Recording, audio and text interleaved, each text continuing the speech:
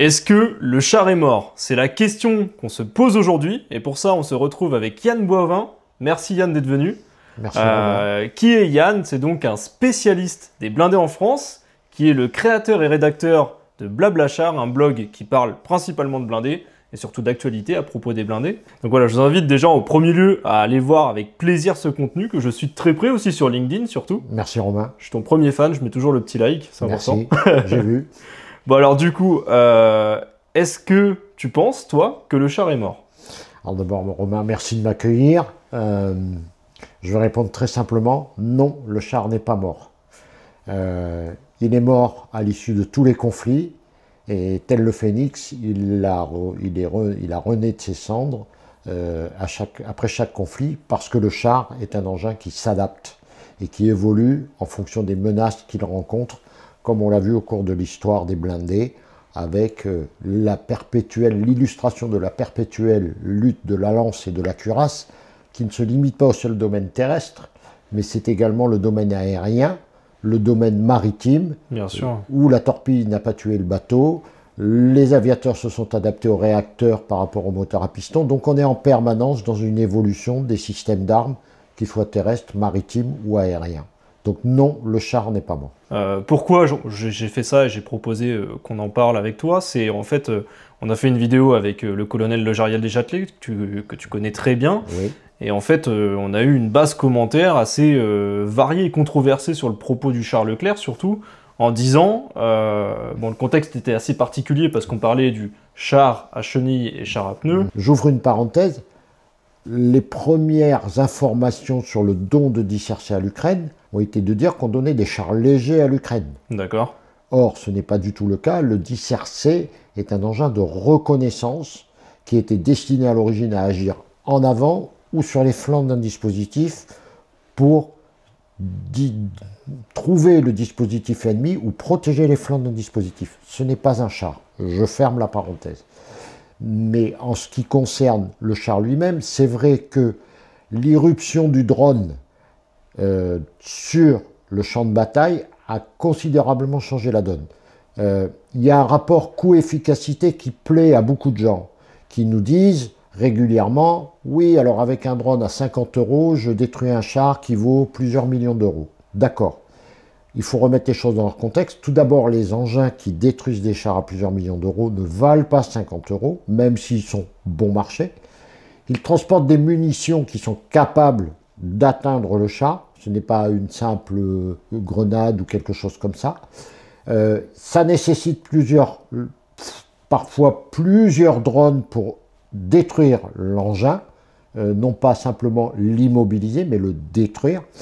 Et ça a pris un petit peu le char par surprise, mais aujourd'hui, on assiste à une évolution des silhouettes de chars avec l'apparition des cages, qui sont des dispositifs un peu archaïques.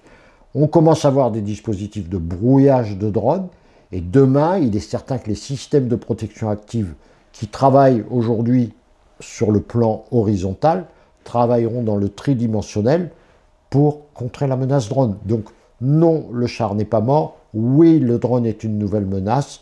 Et oui, les ingénieurs, les bureaux d'études vont développer des solutions pour contrer le drone. Ouais, c'est ça, mais au final, le drone est une menace. Oui. Comme tu le disais tout à l'heure, comme à l'époque où est arrivé le Renault FT en 1917-1918, en fait, on a eu des mêmes problématiques similaires avec une évolution des calibres. Il y a un tas de choses toujours qui font que le char est obligé de s'adapter, comme le navire, comme tout a besoin d'être amélioré dans le temps, et c'est normal parce que la technologie avance. Et donc là, le sujet en Ukraine, c'est pas un... C'est un non-sujet. C'est un non-sujet, parce que le char, dans son histoire, a fait face à l'obus charge creuse, à l'obus flèche, et à chaque fois s'est adapté pour être plus résistant et être capable de combattre et de survivre. D'ailleurs, aujourd'hui, quand on parle de protection, on parle de survivabilité. Donc on veut bien expliquer que le char survit, il encaisse les coups. Il y a une figure qui est assez simple qui s'appelle la pelure d'oignon, avec différentes couches, ne pas être détecté, ne pas être identifié, ne pas être atteint, ne pas être percé. Il y a plusieurs couches qui font que chaque solution technique vise à diminuer, voire voire annuler les effets des armes dans ces différents domaines. Ne pas être détecté passe par exemple par une réduction de la signature thermique, électromagnétique et Bien acoustique de l'engin, pour éviter qu'on ait une détection sonore, visuelle ou thermique. Ne pas être identifié, c'est éviter les points caractéristiques d'une signature thermique qui permettrait éventuellement à un logiciel de nous reconnaître parce qu'il y a un point chaud à l'échappement, il y a un point chaud, et ainsi de suite. Ne pas être percé, eh bien c'est la structure du char, c'est je suis capable d'encaisser un coup. On a des vidéos de T-90 du char russe qui encaisse un missile anti-char Javelin et qui continue à combattre parce que toutes les parades ont été inefficaces, mais la dernière, qui est la structure du char, résiste à l'impact et l'équipage continue de combattre. Et enfin, ce que l'on voit en Ukraine aussi, c'est que les chars occidentaux qui ont été donnés à l'Ukraine ont été certes atteints, ça ils n'ont pas été épargnés. En revanche, dans la très grande majorité des cas, les équipages en sont sortis indemnes. Ce qui veut dire quand même qu'il y a une structure, il y a une technologie sur les chars occidentaux qui permet de conserver le potentiel humain, même en cas d'atteinte.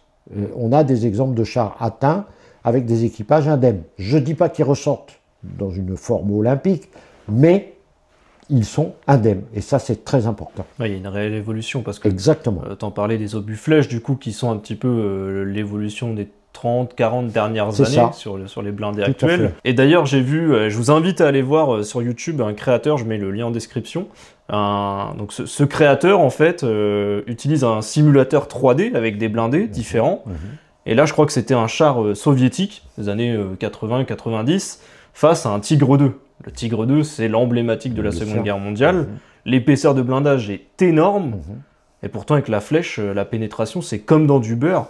Donc on sent qu'il y a une réelle évolution déjà sur tous ces aspects-là. Je pense que autant sur la structure, le blindage, que mécanique, que l'usage du canon, est-ce que pour toi, au travers de toutes ces évolutions, à ce qu'on arrive aujourd'hui, est-ce qu'on peut faire mieux? Est-ce que demain, on peut imaginer à 20 ans, 30 ans, un char qui serait automatisé comme une Tesla ou une perte d'équipage totalement Sur la puissance de feu, aujourd'hui, on est toujours sur les solutions actuelles. On travaille à améliorer l'efficacité et le rendement des munitions flèches qui sont le nec plus ultra de la munition anti-char. D'accord. C'est la munition à énergie cinétique, c'est ce qui perce de façon la plus certaine les blindages. Ça, c'est le côté puissance de feu. Demain, peut-être qu'il y aura des canons électromagnétiques, des propulsions autres. Pour le moment, ces technologies sont vraiment exploratoires. Il y aura peut-être des armes à effet dirigé, des lasers, bref. Sur la capacité du char à se déplacer tout seul, à avoir un combat de drones terrestres, là, il faut être très clair. Le milieu terrestre n'est ni le milieu aérien, ni le milieu maritime. Ça peut paraître un truisme, mais ces deux derniers milieux sont des milieux ouverts. Le milieu terrestre est cloisonné. On y rencontre des obstacles naturels, les rivières, les ponts, les voies de chemin de fer, bref, les zones bâties. On y rencontre des obstacles artificiels mis en place par l'ennemi. A priori, on n'a pas réussi à mettre de mines dans le ciel, on en met dans la mer, c'est exact. Mais ce milieu terrestre rend extrêmement hypothétique, pour ne pas dire quasi impossible, en l'état des technologies actuelles, le déroulement d'un combat n'opposant que des drones, que des engins terrestres, des drones terrestres. Le concept qui émerge actuellement, c'est de penser qu'on aura demain une plateforme mère habitée avec des membres d'équipage chargés de la mise en œuvre de cette plateforme et des membres d'équipage chargés de la mise en œuvre des plateformes que l'on peut appeler esclaves, ce que dans l'armée de l'air on appelle un loyal wingman, un équipier fidèle, qui seront aux ordres de cette plateforme mère pour aller accomplir des missions sur les flancs, des missions de destruction, de reconnaissance. Mais il est parfaitement hypothétique, voire irréalisable en l'état actuel des technologies, d'envisager un combat opposant que des drones terrestres avec des opérateurs distants de X kilomètres. Le dernier problème qui se pose, c'est actuellement aussi, c'est le flux de données.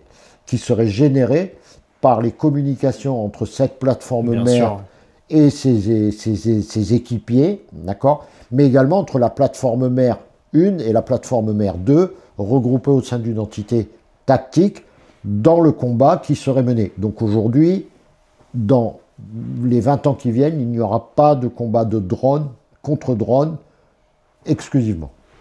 Ouais, et puis au final, on retrouve quand même déjà des belles avancées avec l'arrivée du Leclerc XLR qui intègre le programme Scorpion.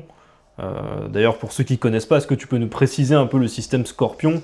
Qu'est-ce que ça va apporter à l'armée française? Le principe du combat Scorpion, c'est un principe de combat collaboratif avec une valorisation de l'information qui fait que, en fait, je ne garde pas une information pour moi.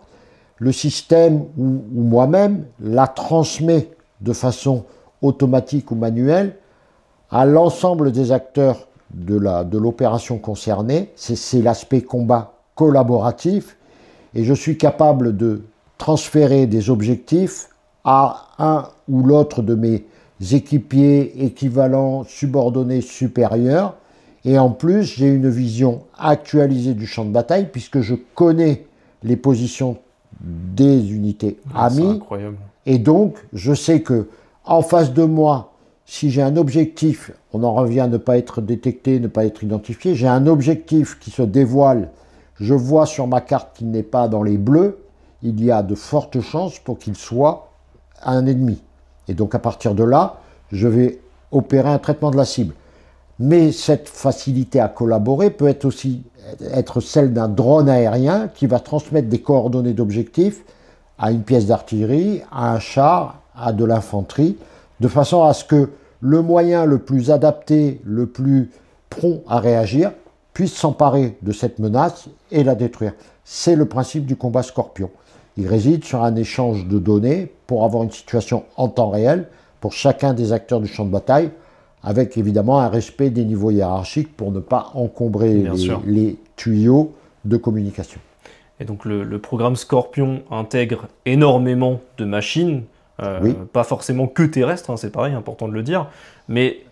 Oui, alors pour le moment, Scorpion est un programme de l'armée de terre. Ouais, pour le moment, mais l'armée de terre inclut aussi, on va en parler prochainement, des hélicoptères, par exemple, avec la LAT. Oui, oui, c'est vrai, mais ils sont dans la sphère de l'armée de terre. Ils mènent un combat aéromobile, interarmes, au profit et avec l'armée de terre, essentiellement.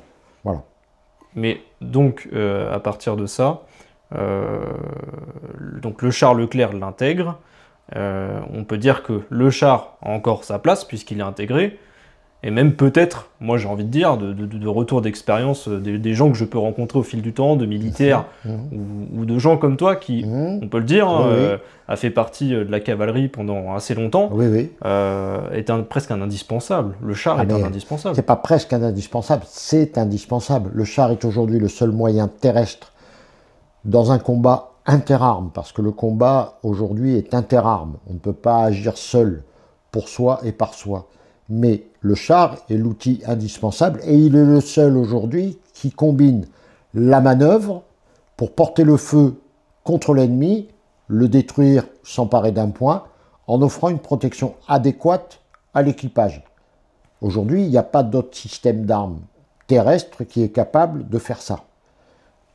Pour le moment et pour les 20 ou 30 ans à venir. Même si demain ou après-demain, on voit des engins téléopérés, mais justement, dans l'engin téléopéré, il n'y aura plus d'équipage. Donc on n'aura pas la même notion. Mais le char est indispensable sur le champ de bataille. Même si 3% des destructions de chars en Ukraine sont le fait de combats de chars.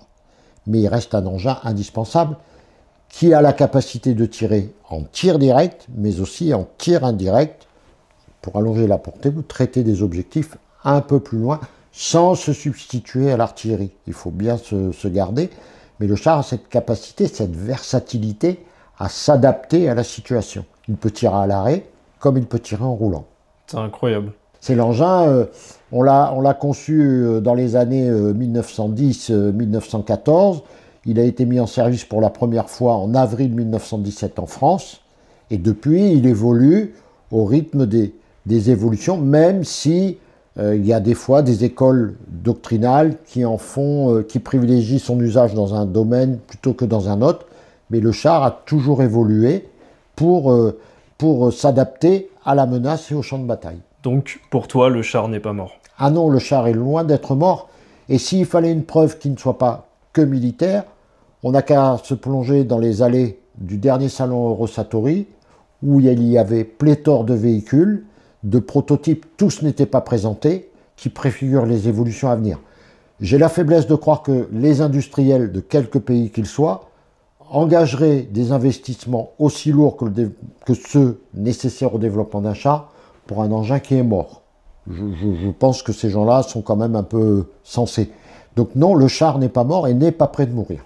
En tout cas, merci beaucoup Yann pour ces approches, on va dire, Merci. Au sein de la technologie des blindés, parce qu'au final, peut-être qu'on n'en parle pas assez sur Internet, et nous, ça nous intéresse vraiment. Donc je vous invite encore une fois à aller voir Blablachar, hein, c'est disponible, donc c'est un blog que tu as, Tout à mais fait. tu es aussi sur LinkedIn, Twitter X. et Blue Sky. Exactement, donc voilà, c'est assez complet, vous pouvez le retrouver partout. Blablachar avec un S. Avec un S, oui. C'est important de le dire. Et maintenant, il est sur YouTube avec Military Machine. Merci encore Yann. N'hésitez pas à nous dire en commentaire le genre de sujet qu'on pourrait aborder avec Yann, qui je pense pourrait être très intéressant afin d'approfondir sur les blindés. Parce que j'ai des connaissances sur des véhicules plutôt réformés. Et toi sur les deux, hein, tu connais aussi le réformé, mais plus la modernité. Donc voilà, je vous remercie. N'hésitez pas à liker la vidéo et je vous dis à de prochaines vidéos. Merci Romain.